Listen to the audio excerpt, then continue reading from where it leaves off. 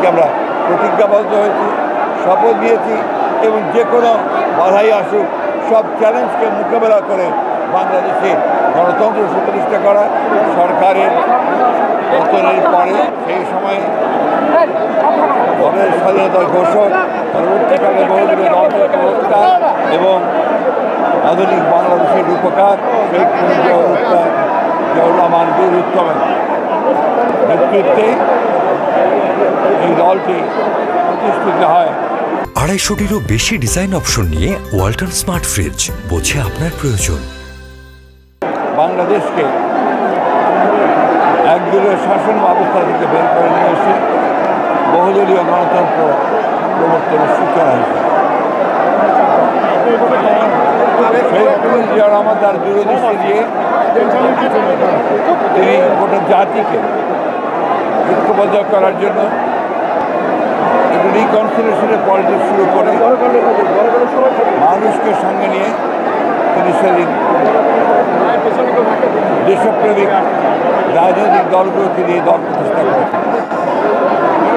19 দফা কর্মসূচির মধ্যে দিয়ে জাতিকে একটি নতুন দিক নির্দেশনা দিয়েছিলেন, জাতির সামনে একটি নতুন স্বপ্ন তুলে দিয়েছেন।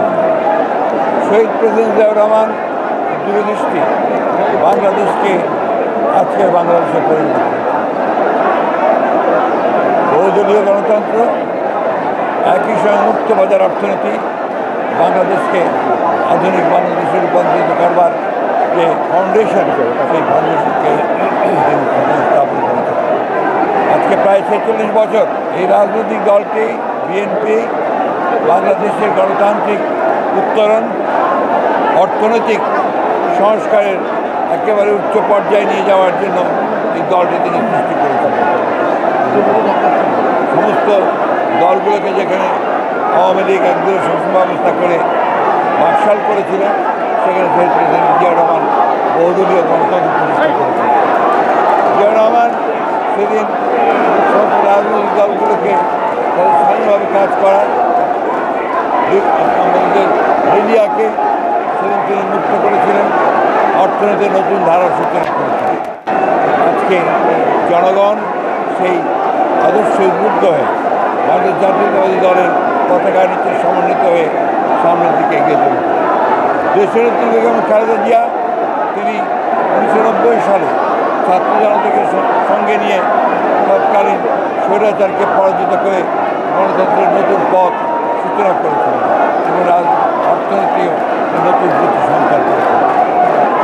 আজকে এই 2024 সালে যে স্বাধীনতা আমরা অর্জন করেছি, তার জন্য বাংলাদেশ জাতীয়তাবাদী দল দীর্ঘ 15 বছর ধরে সংগ্রাম করছে, লড়াই করছে। বাংলাদেশ জাতীয়তাবাদী দলের 700-র বেশি নেতাকর্মী গুম হয়ে গেছে, 2000-এর বেশি নেতাকর্মীকে গুলি করে হত্যা করা হয়েছে, 60 লক্ষ মানুষের মধ্যে মিথ্যা মামলা দেওয়া হয়েছে শুধুমাত্র গণতন্ত্রের সংগ্রামের জন্য।